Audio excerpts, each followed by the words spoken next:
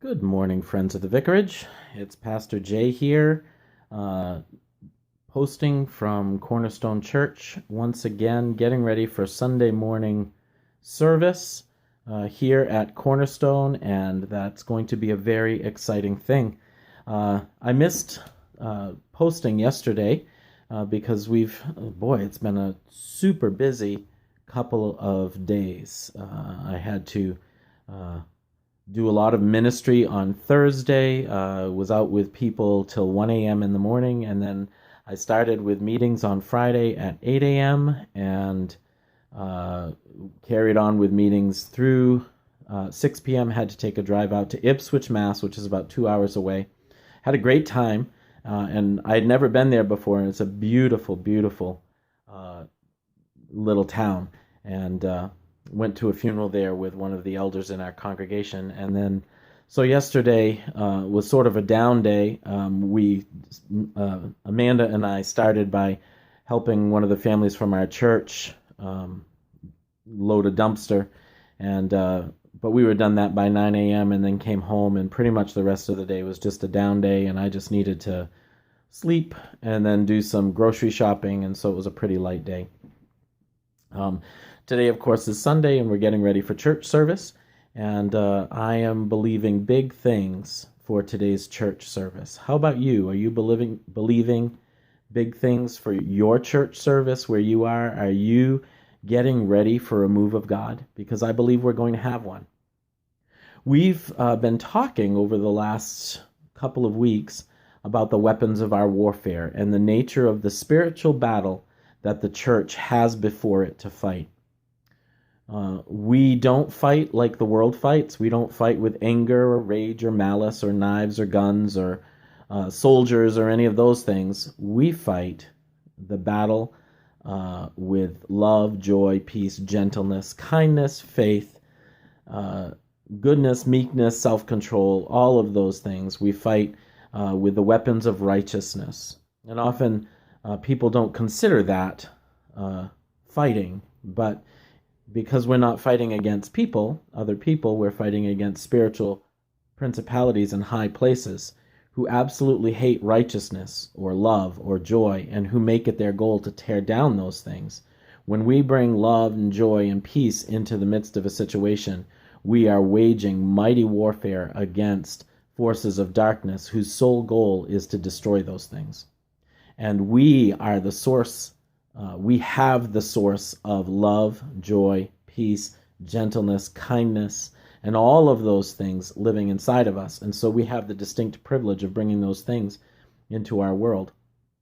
We've been talking from 1 Corinthians 13 about the weapon of love and what that really is. And today from 1 Corinthians 13:4, I want to bring to you the word love does not envy.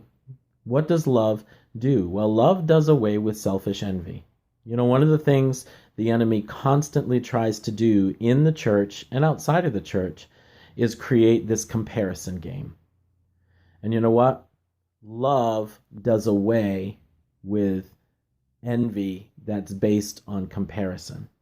You know how it is. You walk into church and you see that person across the way and they're dressed in an outfit that you say, oh, that's awesome, that's a wonderful outfit, and then you really want it, and you begin something inside of you begins to boil, and you say, oh, they're not, they probably cut their taxes or something like that in order to buy or afford that outfit. They're not good at tithing, they're not giving their tithes, and that's why they can afford such good clothes. Or we look up at the person who's leading worship on the altar and we say things like, I could do a better job than them if only I could get a chance. But they're so politically motivated, blah, blah, blah. Or I could preach better than the pastor. All of those things are based in envy. And love does away with envy. It gives no place for us to selfishly envy what other people have. One of the 10 commandments is thou shalt not covet. And envy, selfish envy, is a form of emotional coveting. And what's the weapon that we bring to and against the fight for envy and coveting? It's love. We base our relationship with people above the things people own. I'm going to relate to them. I'm going to love them in spite of what they have or don't have. Love does away with all comparison. You're no longer comparing your life to anybody else's life or anybody else's goods to your goods. You become content with simply loving and being in relationship with the people around you. And can I just say, when you love people like that, that becomes extraordinarily attractive.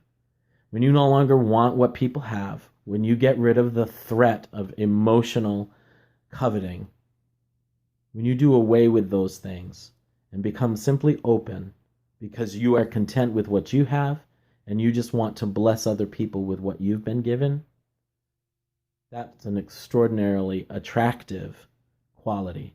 And by that, I don't mean handsome or beautiful. I mean, it attracts people to you and creates unity. And that's what love and Christian warfare is all about, bringing unity and togetherness in the body of Christ. Have a great day, everybody. Love to hear your thoughts. Bye now.